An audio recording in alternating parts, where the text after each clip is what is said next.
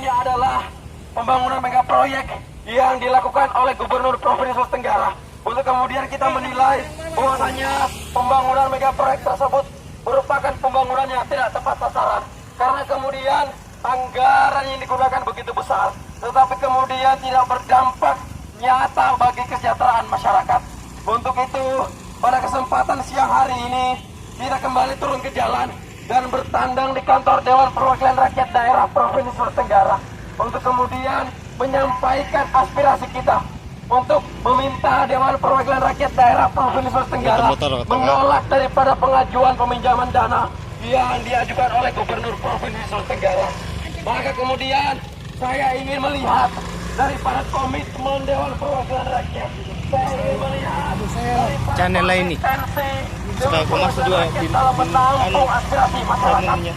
Apabila hari ini Dewan Perwakilan Rakyat tidak menampung daripada aspirasi dan menindaklanjuti aspirasi kita, maka yakin dan percaya Dewan Perwakilan Rakyat Daerah Provinsi Tenggara tidak lagi menjadi tumpuan bagi masyarakat dalam menyampaikan beberapa hal.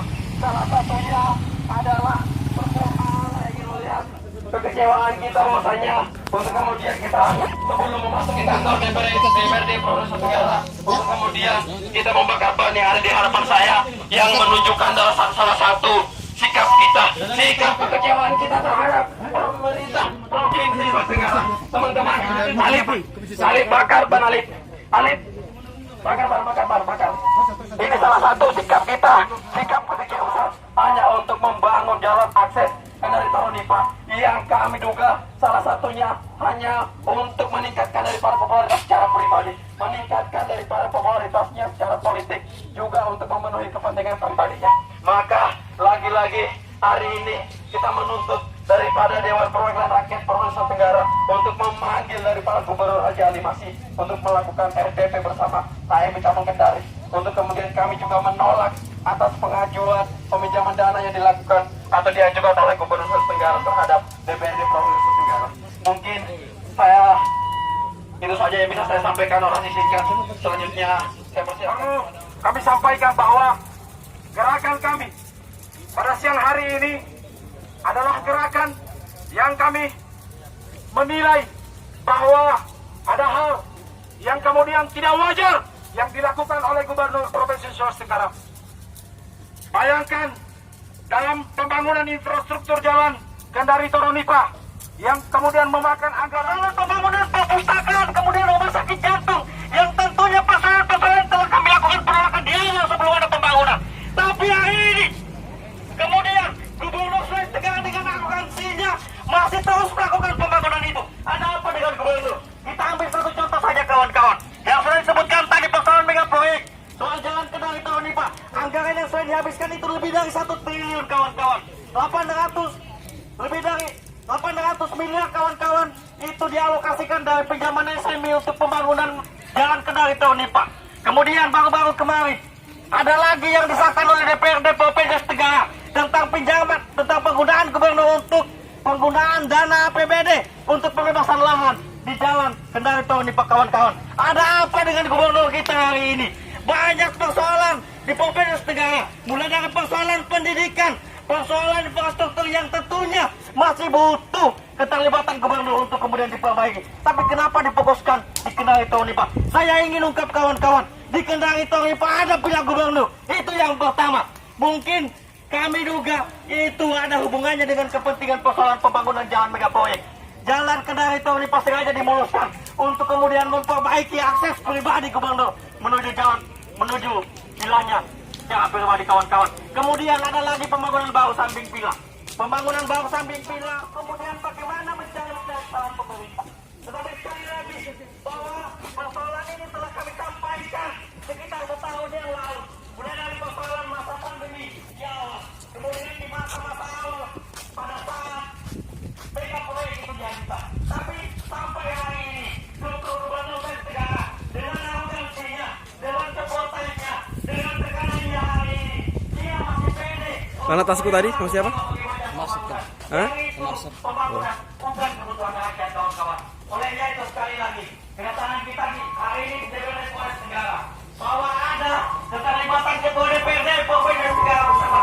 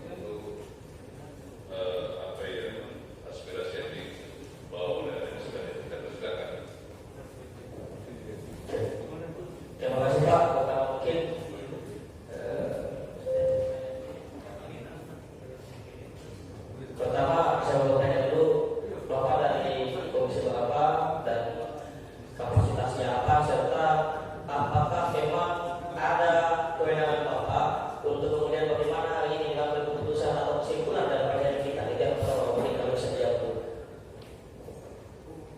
Saya dari Komisi 1, karena kita di DPR ini mengenal asas pimpinan kolegial, ya. Karena teman-teman sementara melaksanakan tugas, saya kira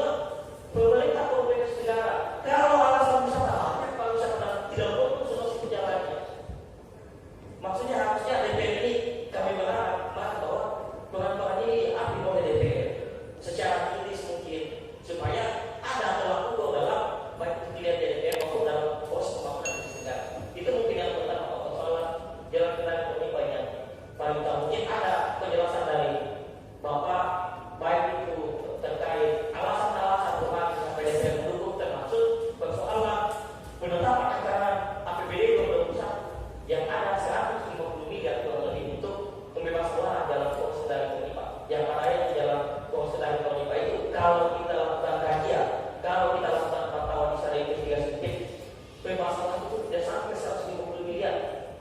Terlalu besar 150 miliar yang digelontorkan untuk pembahasan lahan untuk jalan suatu meter diambil. Bahkan mereka lakukan reklamasi laut di sana, penimbunan laut itu kan pelanggaran juga. Nah, yang kedua yang jadi concern kami hari ini Pak, itu bersama dengan COVID. Saya kira sudah ada pansus juga yang dibentuk kemarin di DPR. Itu sampai sejauh ini, bahkan di awal-awal persoalan COVID ini, kami juga dari HMI sudah lakukan kritik, bahkan sudah dijawab oleh DPR pada saat itu. Katanya akan ditindaklanjuti,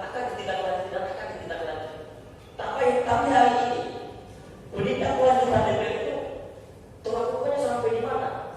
Sehingga nanti persoalan anggaran 3 proyek anggaran COVID-19 ini.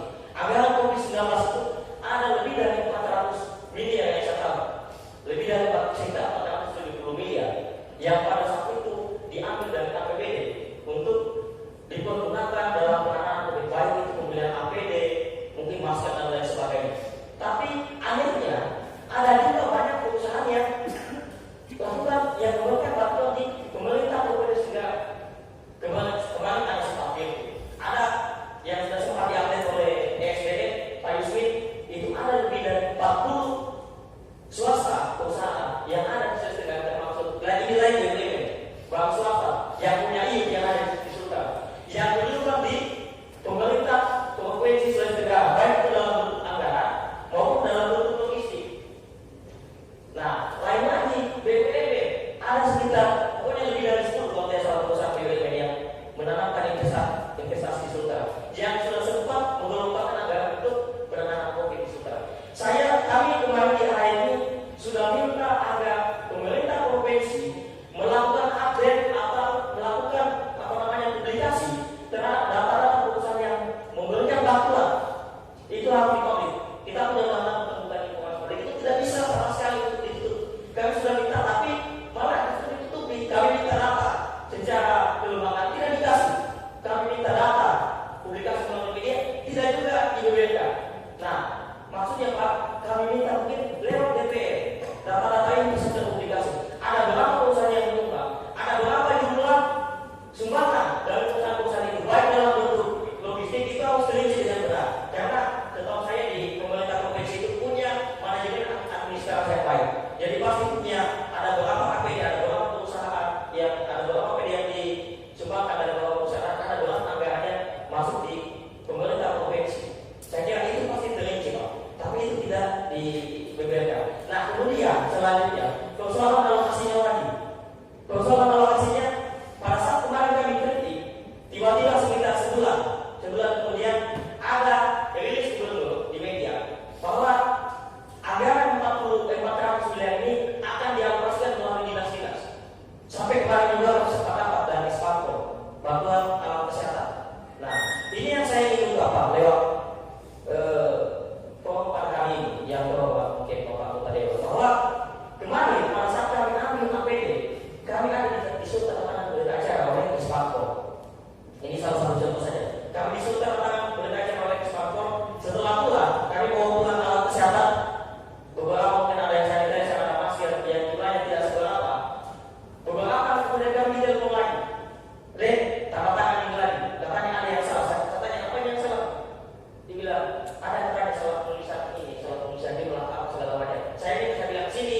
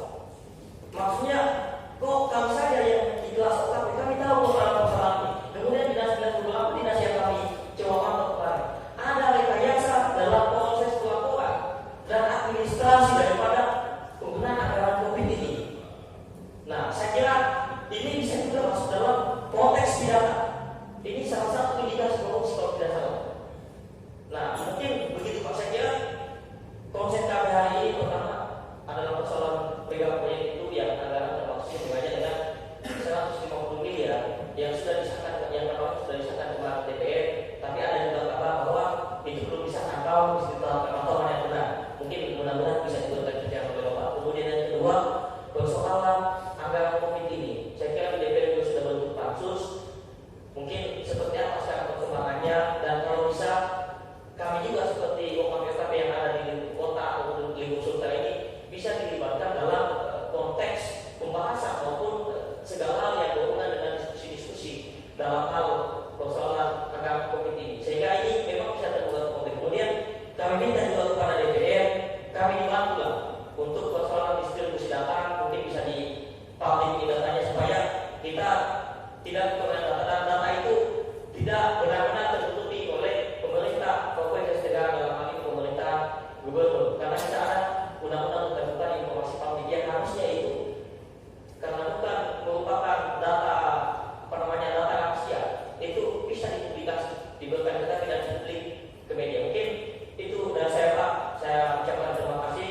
Semoga ini bisa menjadi menjadi referensi buat Bapak, mungkin bisa ditindaklanjuti, bisa disahkan, dan ini bisa dijadikan rekomendasi. Mungkin ada tambahan dari teman-teman lain, mungkin untuk sementara saya kembalikan dulu, baru mungkin Bapak bisa terus.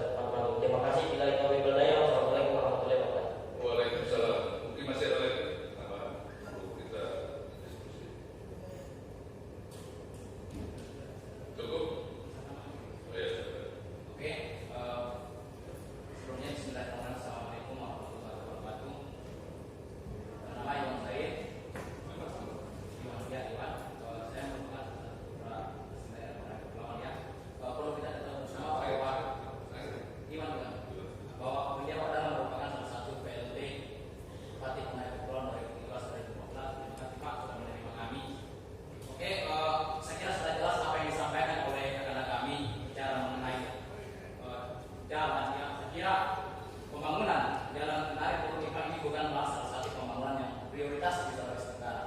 Bagaimana tidak saudara sekalian, ada beberapa jalan yang ada di Sulawesi Tenggara dan itu terhitung kurang lebih 250 km dengan anggaran yang saya sampaikan tadi itu. Ketika anggaran itu kemudian dialokasikan ke jalan-jalan provinsi, saya kira orang tua saya ya, ibu saya ketika membawa sayurannya di ibu kota Langara ya, karena saya berada di desa Longgolo ya, kemudian jalan yang kami lalui ini Pak jalan provinsi, jadi tolong Bapak ini tahu apa yang kemarin kepulauan terlibat dari konsen di Buton Utara, karena visi dari Bapak Ali Mas kemarin adalah pembangunan yang merata, yang adil dan gerakan pembangunan yang adil dan merata daratan dan kepulauan.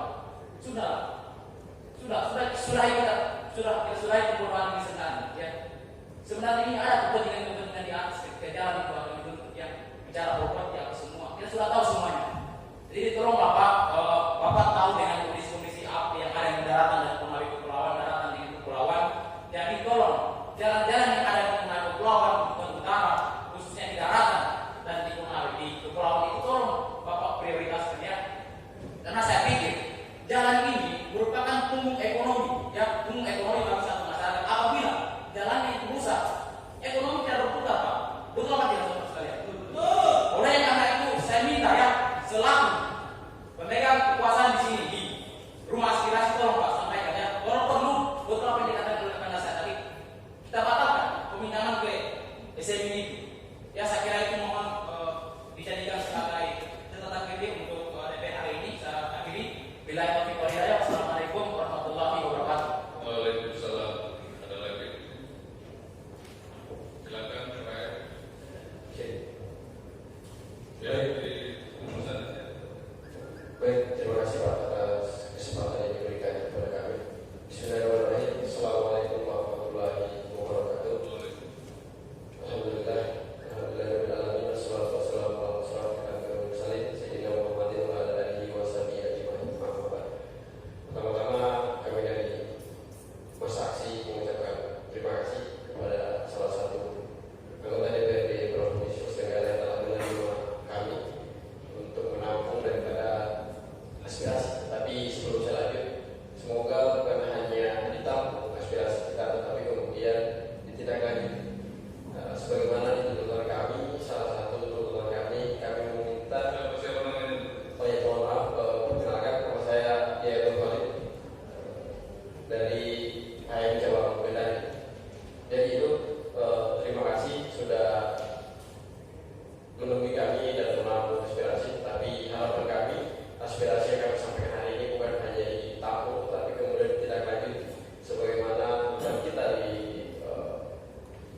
Presiden